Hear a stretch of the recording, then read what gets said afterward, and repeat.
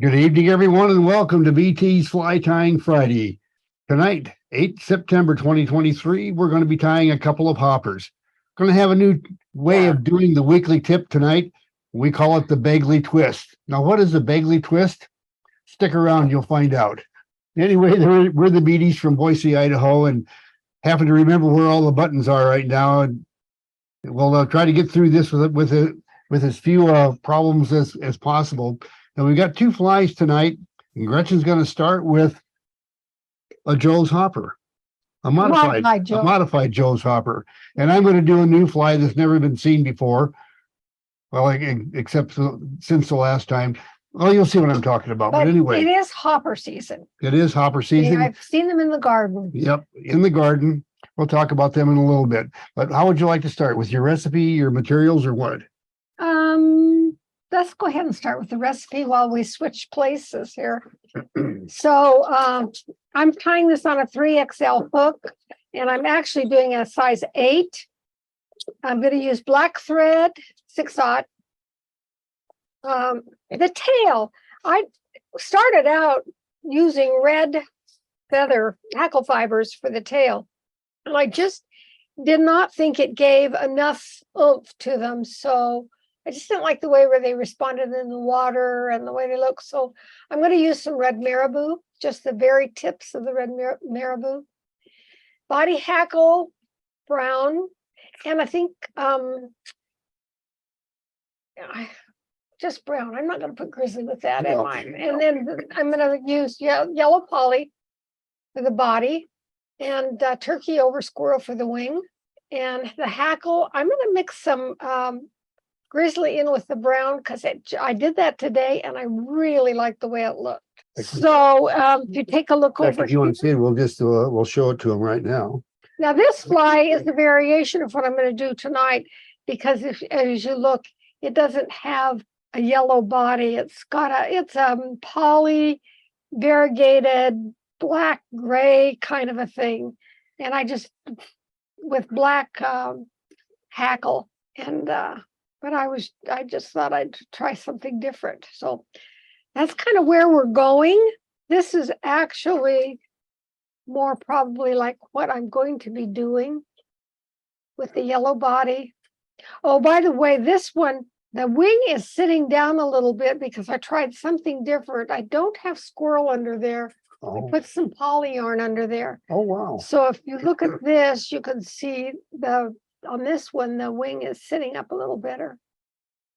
That's because the squirrel is supporting it better than the other one. Yeah. I'll be darned. Yeah, I was just messing around trying something different. You ready to go to your materials? Here's the materials. Here's my poly.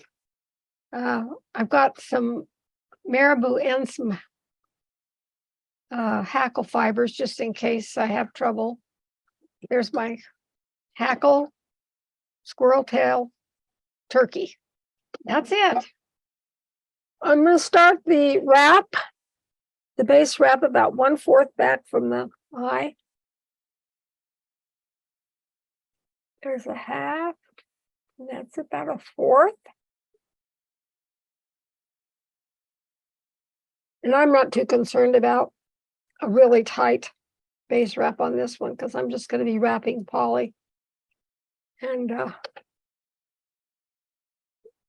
it's pretty easy to wrap. I'll do my tail first. I want the tail to go out just about the shank or the gap length. It's about how much I want.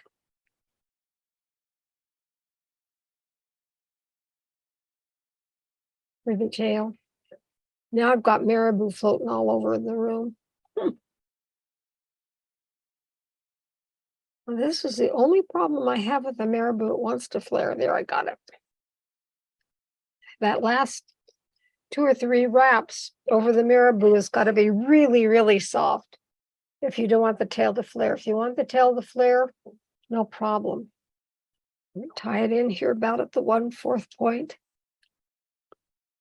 Wrap back.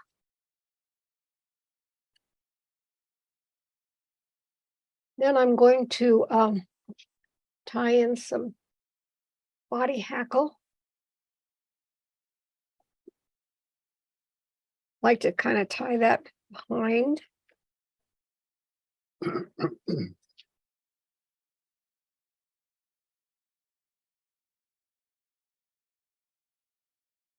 Okay.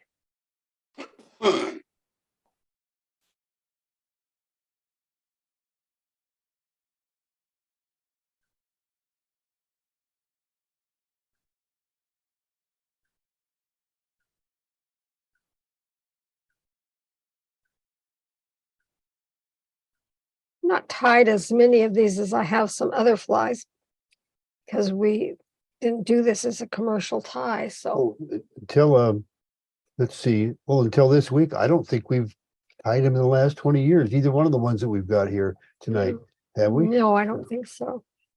We had enough of them to do our fishing, and really we used a lot of these when we were fishing the Yellowstone, but for some reason we haven't used them as much since we moved back to Idaho. I don't know why. We have grasshoppers.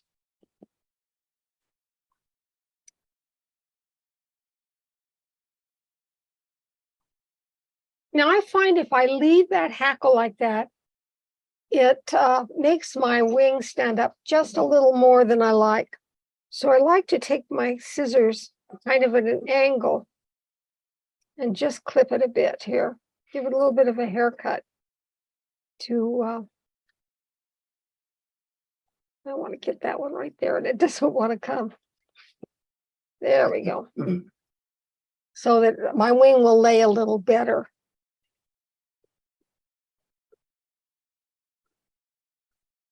I'm going to use some of this squirrel. So I'll just take a bunch. And I don't want too big of a bunch, just enough to give the turkey a little support. If you get too much, you're going to start getting a really bulky mess down towards the head, and you don't need that much. I'm going to go over to the bin and clean it up a bit.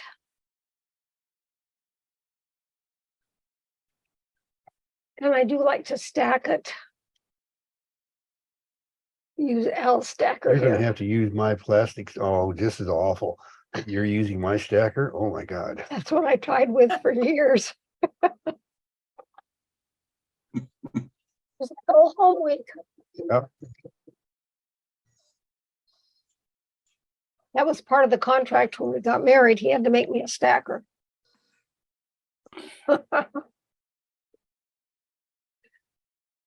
Okay.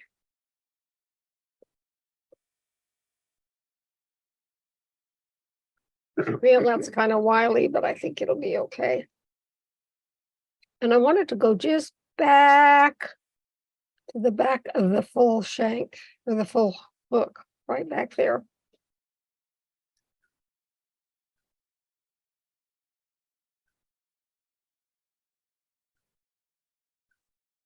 For some reason, the issue I have with this fly is not leaving myself enough room for the hackle. So I'm going to work at that real hard. There we go. That should work. You know, when I first started practicing this fly the other day, I was taking my turkey and doing about a gap width. And that's just not enough. I think you need more like a gap and a half because I'm going to fold it. So I want to take a pretty good chunk of this. Yeah. There we go. That should be enough. Try to measure. That looks like it's about a gap and a half. Now I'm going to take my scissors and just shape it a little bit. I don't know if you can see that or not.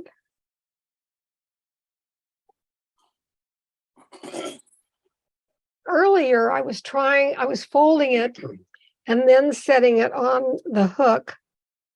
And that just didn't work real good for me. So I'm going to try something different. First of all, I'm going to measure it. Get rid of some of the excess. I'm going to just set it on there. And then folders, I bring it down. There we go. Yeah.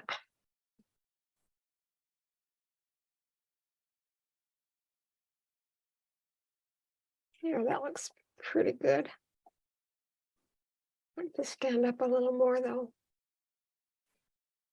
See if I can convince it to. There we go. Nice.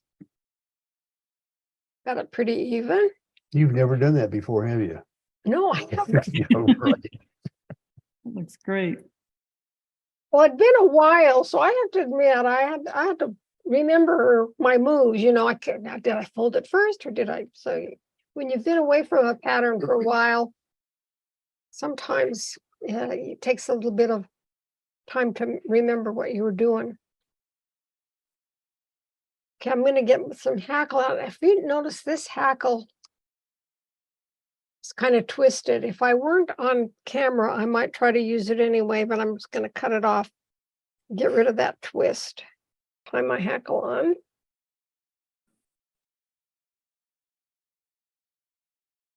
Oh, that's turned it. Not like I want it. Okay, there we go. Nope. There. Sometimes the hackle gets turned around like you don't want it, and you have to kind of twist it around and play with it. Notice I'm leaving the thread hanging right in front of the hackle as I wrap it, and that helps me from sliding down the platform I've got built up.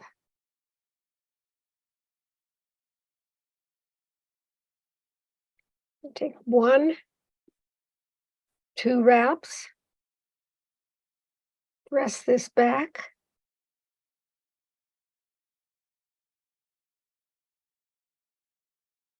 Yeah, there's one. Now it's not going to cooperate, so there we go.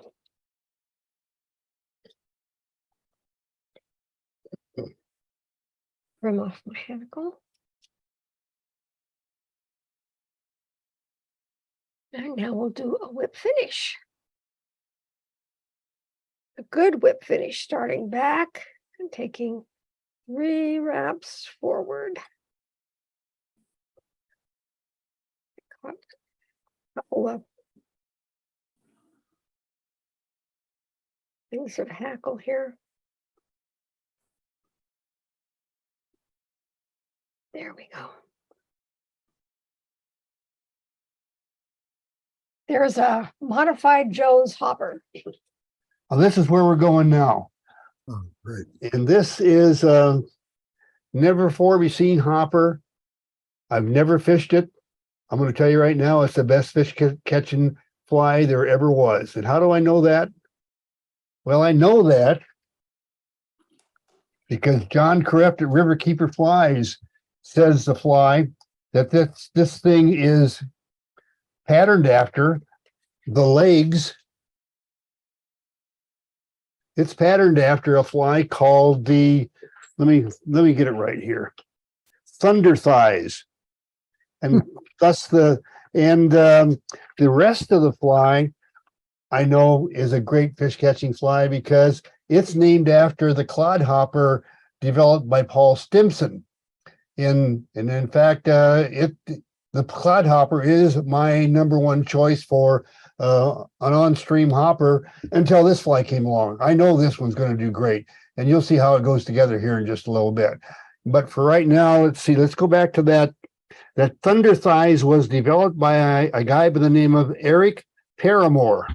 And what does the actual Thunder Thigh look like? Well, let me show you here real quick. It's a printout from the internet, but you kind of get an idea there what it looks like. It kind of looks like hopper legs on a Chernobyl ant. I guess that would be a way to describe it. get that out of the way now.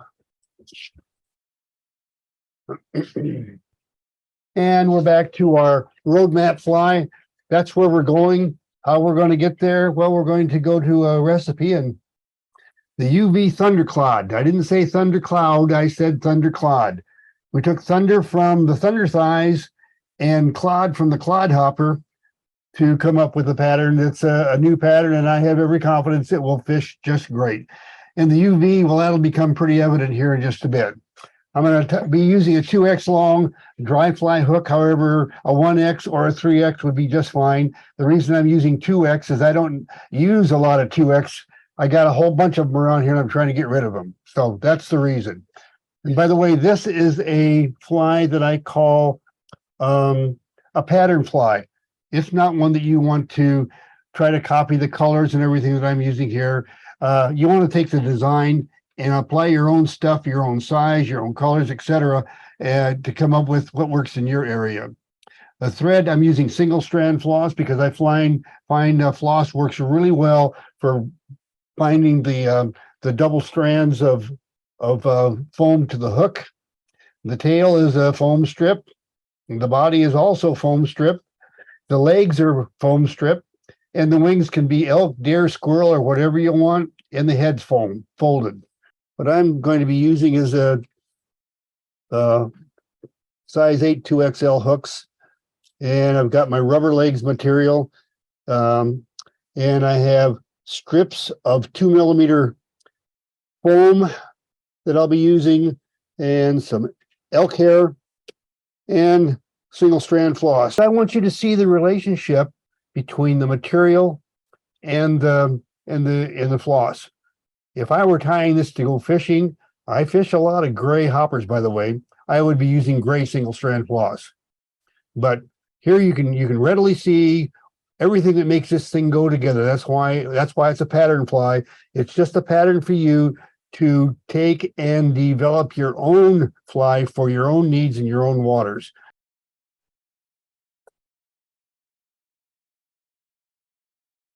And I'll just take my thread, actually floss, start it at the hook eye and go back to the end of the shank. Notice I'm keeping tension right there on that strand and the tension from the bobbin, and the two kind of work together so that you can't see it, but I'm looking up at the screen rather than watching what I'm wrapping on the hook. And the two tensions of one strand against the other places each turn of thread tight against the previous. All right. Now we're going to get the foam. I'll just get a strip of this. And I cut this so it's about the same as the gap of the hook. Not really important, but that seems to be something that works pretty well to work with. And as you can see, it's about the same as the hook gap. I mean, give or take a little bit. And I'm just going to take and fold this over. Oh, let's see. I'm going to fold over about like that. That looks good. And what I'm going to do now is just take a loop around that and cinch it down in place. And the reason that I'm using floss is because I am really bailing into that. If I was using 6/0 thread, I'd probably be breaking it right about now.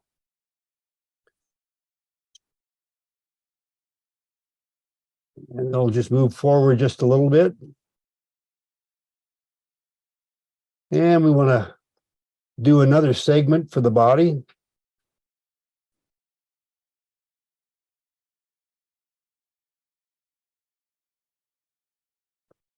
Find it in place right there. I want to show you just a little trick of doing this kind of a thing. I struggled through that last one on purpose just so you could see me fumbling my fingers around. Well, let me work my thread forward. Now let me take my trigger finger and just lay it on top and press down. And now watch as I just use my fingernail to slide that floss right in place where I want it. Cinch up tight.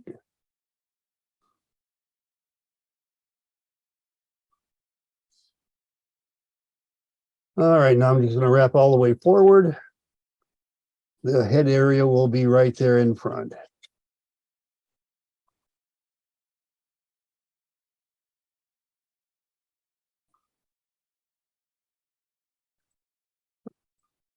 Okay, now I'm just going to take and trim that a little bit.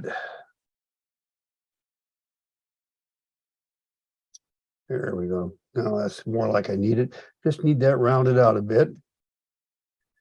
Now I'm going to just temporarily move back here because I want to mark my foam. You'll see what I mean here in just a minute. Okay, I want you to notice now that my foam has a mark across it. I'm going to need that here in just a little bit. In fact, I'm going to take a black felt tip marker so I don't lose it. And on the underside, but just a couple of little spots of black marker so that I can see it later when I get to the next step in the fly. But for right now, what I want to do is just take and finish off the fly right here at the front.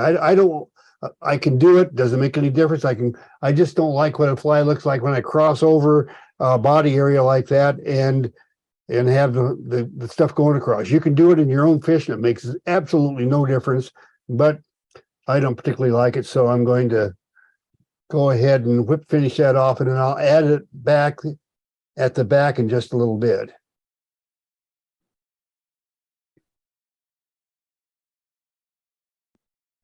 All right.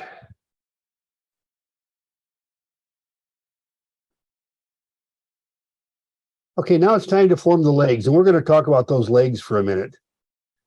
Well, wait a minute. Let's form the tail. I may as well do that while I've got everything here right now. I'll just tilt this so you guys can see what I'm doing. There we go. I'm going to cut that thing with my scissors. And tip it up. Okay, you can see what I'm doing now. I'm going to just trim the edges there.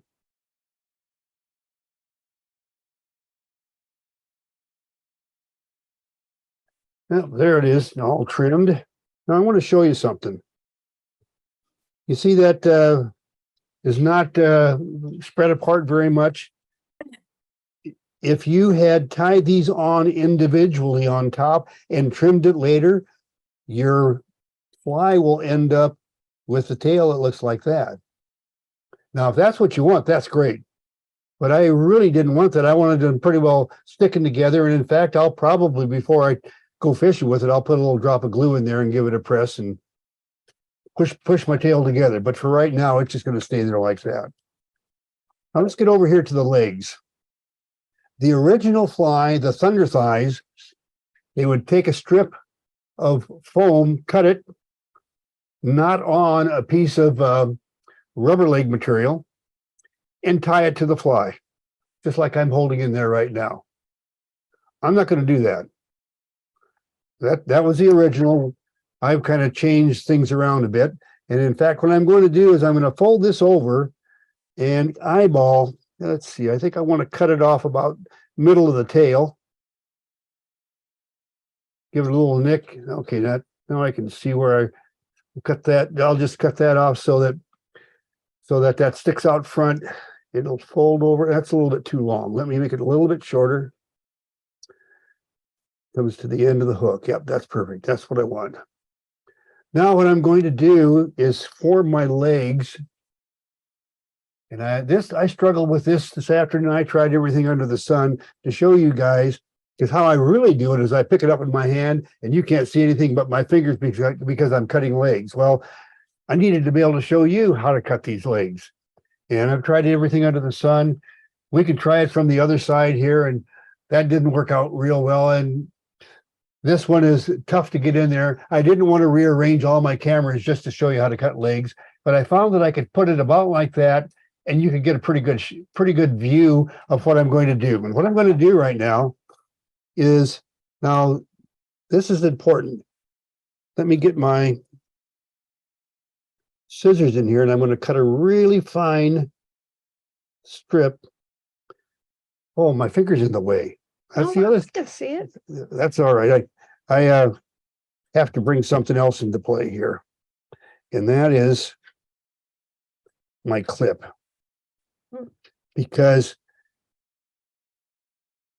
trying to get in here and trim and everything in my finger getting in the way, I'm going to use this clip as a temporary finger and thumb. When did you put those 3 dots on there?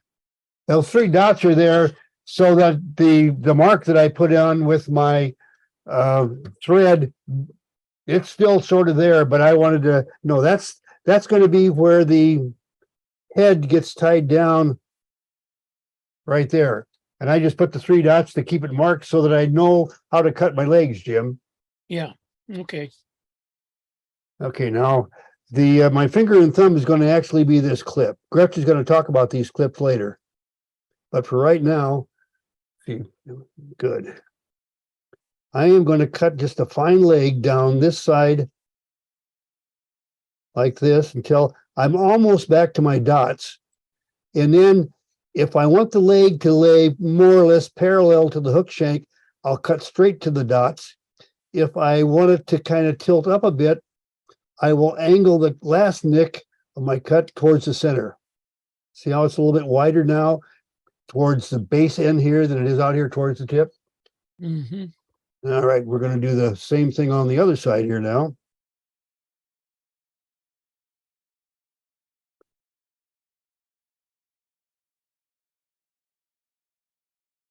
All right. Now what I'm going to do is made that one leg a little bit thick, but I think you kind of get the idea. It's a lot easier when you're holding it in your fingers than trying to do it in front of a camera. Okay, now the next thing I want to do is pick this off of here. And let's get over here to the materials. And I'm going to get this out of my way. And I'm just going to get a piece of this nicely marked rubber leg material. And I'm just going to take a chunk of it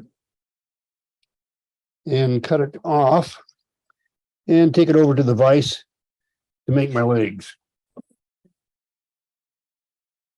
In fact, I'm just going to temporarily take this fly body out of the way here and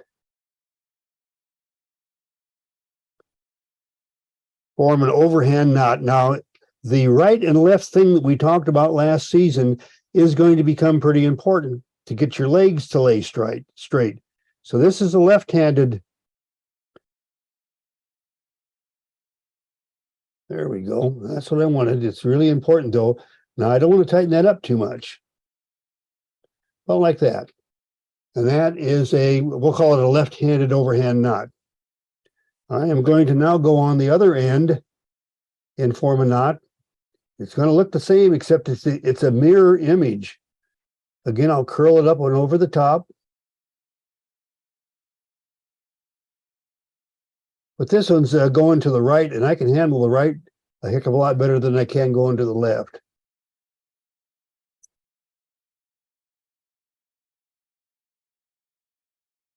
Now we have 2 legs here. Whoops. With the knot tightened up. Not tightened up. Now let me get my fly body back up here.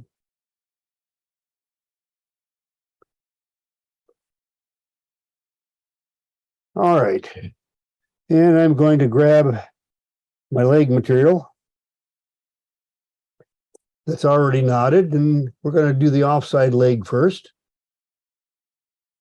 And we're just going to slip our knot over the leg.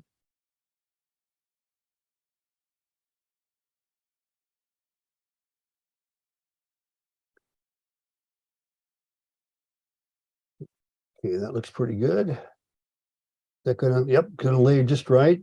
Now what I'm going to do is trim that off. And I'll go back over here. We're going to do the other side now.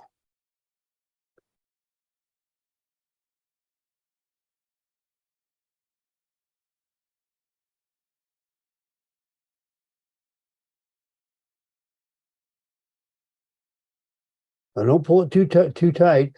Now, what I like to do is I found that if you pull it out and really give it a hard tug, you'll break it. But if you pull it out and just kind of hold it there, it cinches itself up. Now, let me trim off the waste on this one. And now it comes in, you're going to find out now why it's called the UV Thunder Klod. Because I'm going to put some UV over here.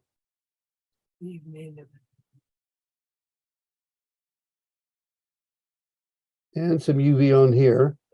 And then I'm just going to flip this all over and do it on the other side too.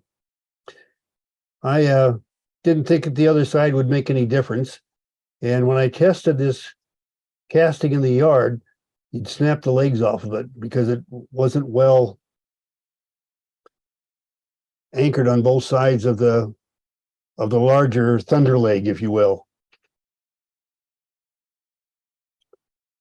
And I got a little bit of splashed glue here, so I'm gonna have to be careful when I do the hardening process.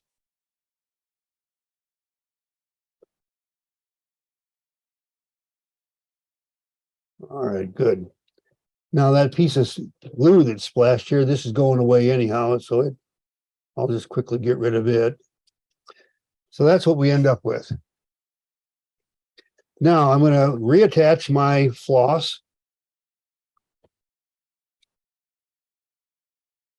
And it's time to slip over to the materials area and grab myself a bundle of this elk hair. Could be squirrel, deer, could be poly, could be nothing. You don't even have to have it for that matter. I know the clod hopper is what this is designed after, and I've had it catch the doggone many fish for me that I ended up tearing the wing clear off and it was still catching fish. But anyway, the only difference between the clod hopper and the thunder clod is that we're going to have these these legs angled like the rubber leg kind of thing like this, rather than Madam X kind of legs. I trimmed my fingernails earlier this week, so my fingernails would be just the right length for Branson next week. They're too dang short right now. I'm having a dickens of a time getting some of my materials, but you guys will just have to put up with it. The life of a demonstration tire. Thinking ahead to what they have to do a few weeks in advance so that the fingernails will be the right lengths. I mean, it's a tough life, but somebody's got to live it, you know? Anyway, so now what we're going to do is we're going to fold this over and cinch it in place.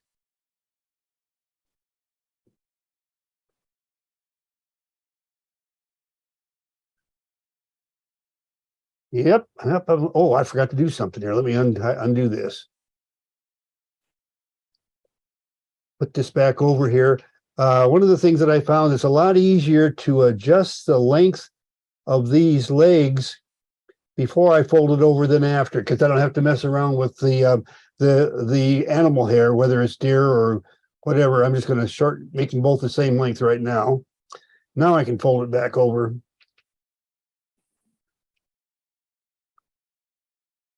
There we go.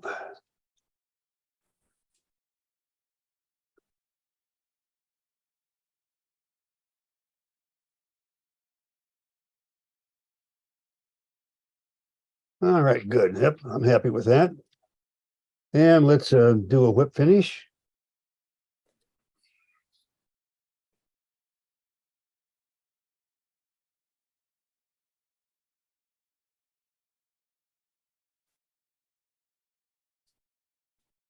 And there you have Thunder Klod.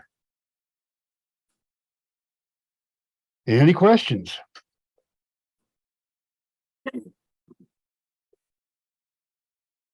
Well, I can see that this evening is going to get over with real quick, isn't it? Well, this is not a question. This is something I saw once done. Instead of tying on the rubber legs to the back of your split foam, foreleg or whatever, what the guy did is he took his bodkin, poked a hole in the foam, and pulled a goose biot into that. Oh, that's a cool idea. Into the holes. So you had the same basically shape, with the big notch, the way your legs came out. Mhm. Same angle, except he just stuck it in the foam and then just glued it in with super glue or UV. We talked about profile of bugs a lot. And you take a look at that profile, ignore everything about color, look at the profile, and that's what the fish sees. And I guarantee you that is, well, it's been my experience. It worked very, very well. Anyway, we had a really great segue from John Wright when he mentioned Gary Bagley. And in fact, we're going to get to the weekly tip. It's how to mark rubber legs. And we call this process the Bagley twist. Gary, it's all yours to share with us the tip of the week, if you will. All right. Excuse me. Thank you, Al. First, I was planning on showing you how I attach rubber legs to a hopper pattern, and I can do it a little differently than some people. And then I'll show you the twist that Al's speaking of. Now, I'm not going to stand out there and twist because I'd have to call my chiropractor in the morning. So it's something a little different. We'll head over to the vise, and I've got a partial hopper body here and a section of rubber leg material. And now, of course, we all know I could cut that in half, tie half of it on this side, tie half on the other side. I like to do it a little bit differently. In between the vise and the thread, actually pick up the thread and bring it down on this side. And I take a wrap quickly so it won't go anywhere. And I basically repeat the same process, go in between the vise and the thread and bring it up on the far side. Gotta hold that because there's not much weight on the bobbin holding it. And go ahead and take another turn. And then I can simply cut this loop. And there's my 4 legs. And there's round rubber leg. You can maneuver these around. I'm sorry, I didn't hear that. Good job. That's another great tip. I'm looking forward though to the twist. Chubby checker in the twist is one I really like. This one's almost as good. Yeah. Okay. I'm gonna go ahead and put a half hitch in here.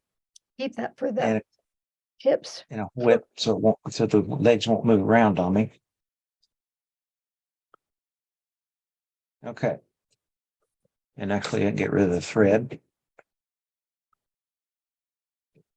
And what I'll be using is just an ordinary permanent marker. Sharpie's the brand I choose. And what I do is grab this rubber leg, twist it, stretch it out, marker all the way across. Now, it won't be barred like bars like on Grizzly Hackle, but it should have a I love it. twist. Grab this, twist it, bring it back straight across, and it's spiral. I love it. I love it. That is out there good. Now, What a winner. if you want to get a little more carried away, you can. I do this on a piece of paper towel, not my finger. Call it the tips red. Now, I'm not sure if this is going to make it catch fish any better. Maybe it'll catch fishermen. All I can tell you, you caught this fisherman in Idaho really well when I saw that a couple of weeks on your channel. Okay, right now, folks, for the recording, we're going to sharings on BT's Fly Tying Friday. And tonight, to start the whole process off, it will be Jim Ferguson. And let me get you spotlighted, Jim. There we go, Jim. You're spotlighted, and tell us what you're going to be talking about. Well, the question came up about the use of hairspray to maybe train some fibers. And when we're working with the Atlantic salmon flies, we sometimes find, especially when we're trying to frame them, that some of the hackle fibers go all over the place, especially if you're working with a spay hackle. Well, I was told that whenever you use the sprays, you should try to get the finest spray possible. So rather than just getting just any old spray, I found this Tresemme hairspray, and it's an ultra fine mist. So it's extremely fine. And there's two ways that I use this. I will take a Atlantic salmon. This is an eagle pattern. And you'll notice that there's a few of the hackles, and you want to hold it a little distance away. Get your hairspray, and then you just like that, couple sprays, and then you can get those down. And now those fibers are tucked in. If that doesn't work, if there's still one that's really obnoxious, get yourself a Q-tip. And then you can really soak the Q-tip with the hairspray, and then you can comb those fibers back into place. This material is it's a Krylon artist's material that artists use for spraying on artwork that is chalk or charcoal to keep the work from smearing. And it's a very, very fine spray, which, like the gentleman just said, fine spray works much better than a gloppy spray that will just ball up on your feather. This is very fine, and you can use it. I use it depending on the feather, either on one or both sides, and it's very effective to keep feathers from splitting. Thank you so much for sharing that with us, Michael. Is there anybody else that has something they want to share? Okay, well, I've got somebody that I want to have share something. Fred Dupre. We got it coming up. We've been doing this all year long. It's time for you to talk about it again for the last time. Yep, next week, we're going to have our first annual Fly Fishers International Fly Tying Group rendezvous in Branson, Missouri. That's going to be September the 14th, 15th, and 16th. That's Thursday, Friday, Saturday. Thursday, we're going to have a little tires barbecue and hot dogs, hamburgers, etc. And we'll be swapping boxes of flies. And on Saturday, we're having this at the Lions Club in Branson. And the Lions Club is going to be cooking for us all day long. They're going to have breakfast and lunch. But we'll have 2 tying sessions, one in the morning, one in the afternoon. Most people are going to tie straight through, all the way through Saturday. We have plenty of room for folks. We'll have a lot of raffle and auction items. And we'll have our big live auction on Friday night after a full banquet dinner that we're going to be serving. Saturday, again, tying. We're going to end the day on Saturday, and I guess the last raffle is going to be around noon on Saturday. And Branson is a wonderful place to bring your family. It's a good family town. Also, great fishing, big browns and big rainbows. Right there in the White River, they call it the Taneycomo, but it's really the White River. And I appreciate Al and Gretchen coming. It's going to be a great time for everybody. We're going to have a lot of time meeting all of our old friends, swapping a lot of good lies, and tying a few flies. So. Thank you, everyone, for joining us this week. For now, it's a wrap, and we'll see you next weekend in Branson, Missouri. Please join us. See you now.